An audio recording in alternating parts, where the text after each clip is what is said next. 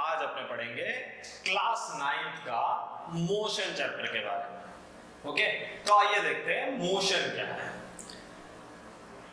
What is motion? ऐसा बोलते ही तुरंत अपने को किसी भी लोगों को ये पूछेंगे तो अपने यही बोलेंगे, बोलो कि कोई भी ऑब्जेक्ट या कोई भी सब्सटेंस अगर मूव कर रहा है मतलब वो कैसा है, मोशन है। ओके, ठीक है, बात सही है, बट थोड़ा साइंटिफिक वे में पढ़ेंगे तो अपने को डिटेली समझ में आएगा एक्चुअली मोशन क्या है और उसको किस रेस्पेक्ट में मोशन कहा गया। ठीक है, क्योंकि कोई भी ऑब्जेक्ट जो है या बॉडी है वो अगर अपना पोजीशन जो है वो चेंज करता है with respect to some reference point या विद रेस्पेक्ट टू टाइम, तो उसको अपने क्या बोलते हैं, मोशन में। और अगर वो वैसा नहीं करता, वो अपना बॉडी या जो ऑब्जेक्ट है वो अपना पोजीशन जो है विद रेस्पेक्ट टू टाइम या with respect to reference point अगर चेंज नहीं कर रहा है, वो स्टेशनरी पड़ा है, इसका मतलब वो बॉडी या वो जो ऑब्जेक्ट है वो कैसा है, रेस्ट फॉर्म में।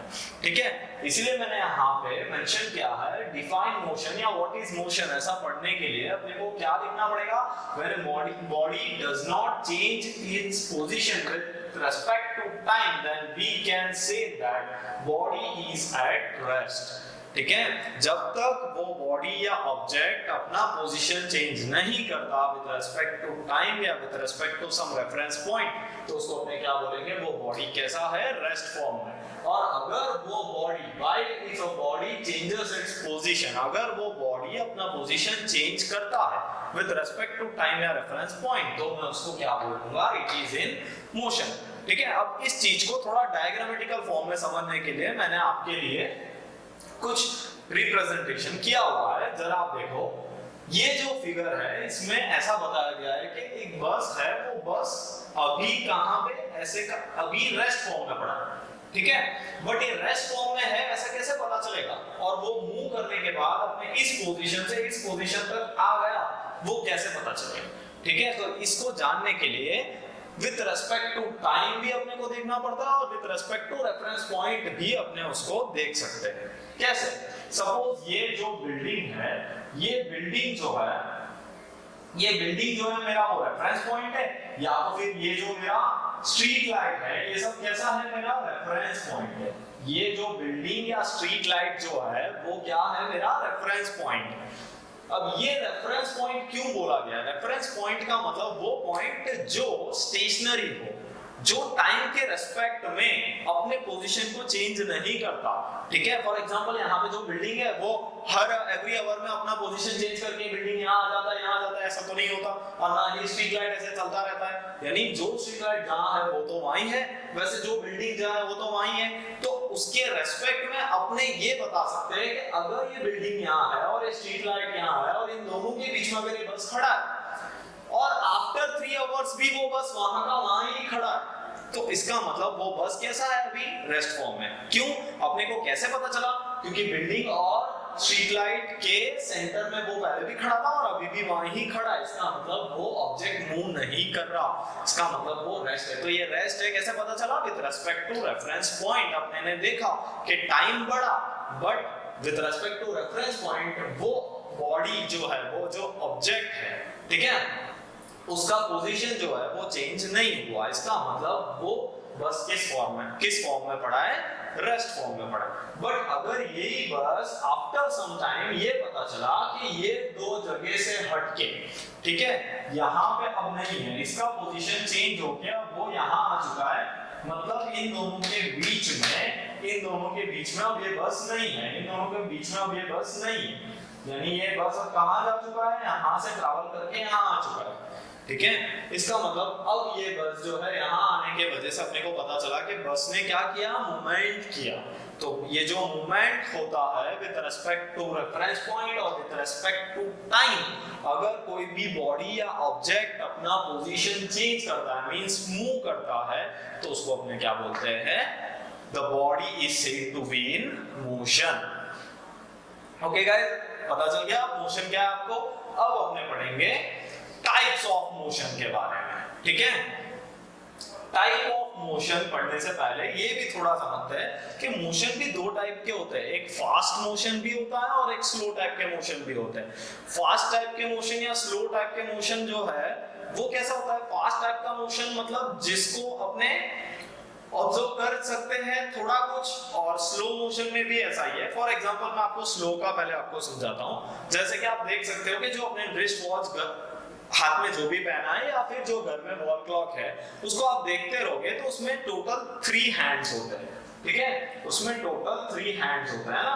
तो एक होता है आवर क्लॉक और एक होता है, ठीक है, एक होता है आवर क्लॉक, एक होता है मिनट, और जो दूसरा होता है वो सेकंड क्लॉक। ये सेकंड क्लॉक, ये मिनट क्लॉक और ये आवर क्लॉक। इसमें ये मूव करता हुआ आपने देख पा रहे हैं, ठीक है, फास्टली मूव कर रहा है बट अपने देख पा रहे हैं। ये भी फास्टली मूव कर रहा है बट इसको भी अपने बहुत ही ध्यान से देखेंगे तो ऑब्जर्व होगा। और ये जो है ये बहुत ही स्लो है। ये जो अवर हैंड जो है वो क्या है, बहुत ही स्लोली मूव करता है, जिसको अपने इतना अच्छे से विजिबल नहीं कर सकते। अगर उसको देखना हो तो अपने को उसको कंटिन्यूअसली उसके बाजू में अपने को बैठे रहना पड़ेगा, तभी जाकर दिखेगा, ठीक है? अब इसके साथ साथ और एक इंपॉर्टेंट नोट पढ़ते हैं मोशन के बारे में। मोशन जो है वो एक रिलेटिव टाइप भी बोलते हैं, क्योंकि उसको रिलेट किया जाता है एक दूसरे के साथ। तुम कंपेयर करोगे तो पता चलेगा कि वो ऑब्जेक्ट मोशन में है या नहीं। कैसे? फॉर एग्जांपल ये बस में जो भी पर्सन या जो भी स्टूडेंट बैठे हैं उसके जो दूसरे फ्रेंड्स हैं वो बाहर खड़े हैं बस स्टॉप पे, ठीक है? अब जो बस स्टॉप पे खड़ा है वो फ्रेंड के लिए ये बस क्या हुआ, मूव हुआ, ठीक है? बट जो उसके बाजू में जो दूसरा फ्रेंड बैठा है वो, उसके लिए जो ये वाला फ्रेंड है, फर्स्ट फ्रेंड जो था, ठीक है, वो कैसा है? उसके लिए अंदर की तरफ बस के अंदर जितने भी स्टूडेंट्स बैठे हैं उनके लिए वो एक दूसरे के लिए कैसे है, रेस्ट मोड पे। बट जो बाहर उसके आउटसाइड जो फ्रेंड्स खड़े हैं उनके लिए वो बस कैसा हुआ या वो फ्रेंड्स कैसे हुए, मोशन में। क्लियर?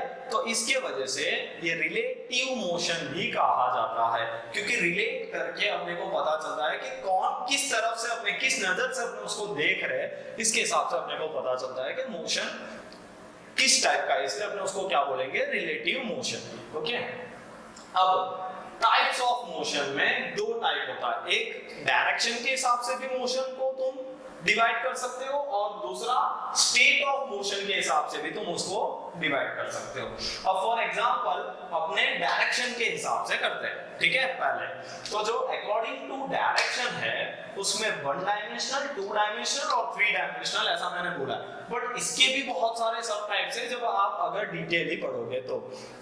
जैसे कि फॉर एग्जांपल वन डायमेंशनल को मैं लीनियर मोशन भी बोल सकता हूँ, ठीक है?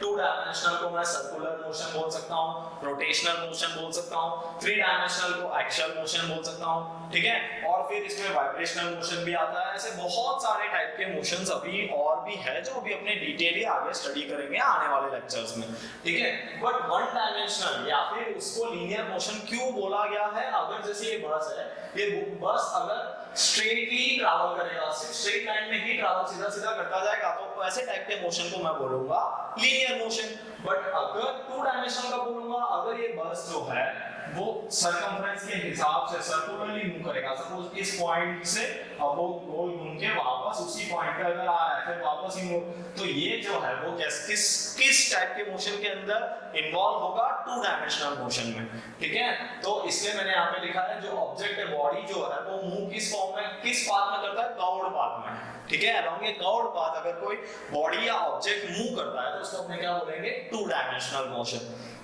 और 3 डायमेंशनल कैसा होता है कि जो स्पेस रैंडमली तीनों एक्सिस में एक्स वाई जेड तीनों एक्सिस में कहीं पे भी रैंडमली मूव कर सकता हो बॉडी, ऐसे टाइप के मोशन को अपने क्या बोलेंगे, 3 डायमेंशनल मोशन, ठीक है? अब साथ ही ये पढ़ते हैं कि स्टेट ऑफ मोशन के हिसाब से कैसे डिवाइड किया गया है मोशन को। तो सबसे जो पहला वाला टाइप है वो है यूनिफॉर्म मोशन और जो दूसरा है नॉन यूनिफॉर्म। यूनिफॉर्म उससे ही तुमको नाम से ही कुछ आइडिया आ जाता होगा। यूनिफॉर्म का मतलब equal distance in equal interval of time. Non uniform का मतलब unequal distance in equal interval of time. इसका एक एग्जांपल लेते हैं। सपोज ये जो बस है, ये बस यहाँ से आप मूव कर रहा है, ठीक है? अब इसने यहाँ से यहाँ तक आने में टोटल 50 किलोमीटर है ऐसा समझो। सॉरी 5 किलोमीटर ले लेते हैं अपने, 5 किलोमीटर उसने ट्रैवल किया ऐसा समझो। अब ये जो 5 किलोमीटर है उसने अगर ट्रैवल किया हो 20 मिनट्स में, ठीक है, 20 मिनट्स में उसने 5 किलोमीटर ट्रैवल किया। वापस अब अपने ने चेक किया दूसरे 20 मिनट्स में उसने वापस 5 किलोमीटर ट्रैवल किया, फिर तीसरे 20 मिनट्स में वापस उसने 5 किलोमीटर ट्रैवल किया। इसका मतलब अगर तुम इसका जब ग्राफ निकालोगे तो कैसे अपने को पता चलेगा इसका ग्राफ किस तरीके से होगा? इसका ग्राफ कुछ लीनियरली होगा विद रिस्पेक्ट टू टाइम और डिस्टेंस। अगर अपने चेक करते हैं तो 5 किलोमीटर 20 मिनट, फिर 5 किलोमीटर फिर 20 मिनट, फिर 5 किलोमीटर फिर 20 मिनट, मतलब ये जो ग्राफ है वो कैसे आएगा? लीनियर फॉर्म में आएगा। क्लियर हुआ guys?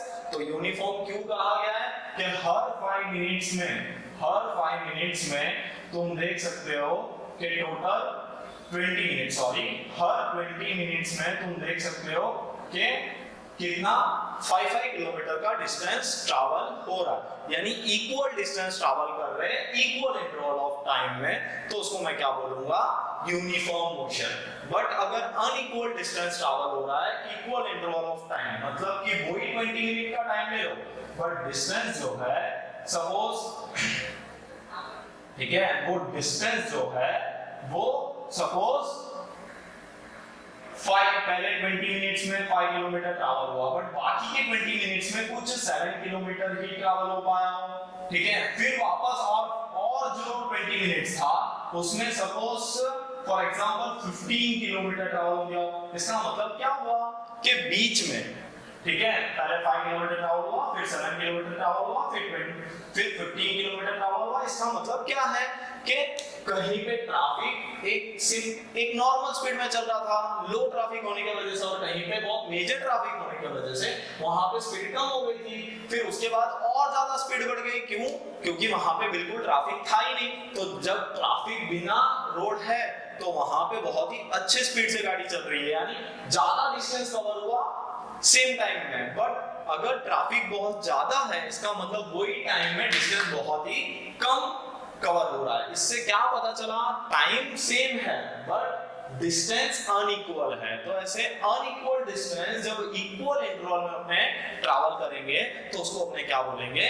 Non uniform motion. Okay guys, I think so you all understand what is motion and what are their types and how it is divided into so many parts. Okay, thank you for watching this video and subscribe.